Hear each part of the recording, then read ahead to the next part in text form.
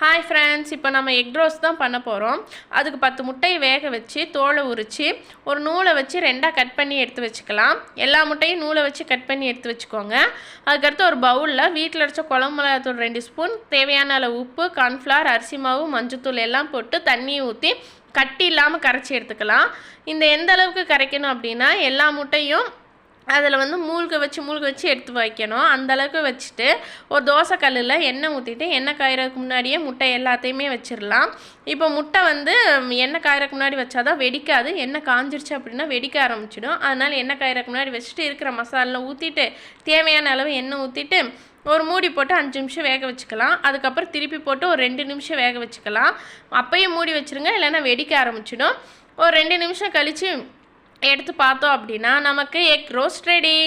இந்த சேனல் உங்களுக்கு பிடிச்சிருந்தா லைக் பண்ணுங்கள், ஷேர் பண்ணுங்கள், சப்ஸ்கிரைப் பண்ணுங்கள் ஃப்ரெண்ட்ஸ். பாய்.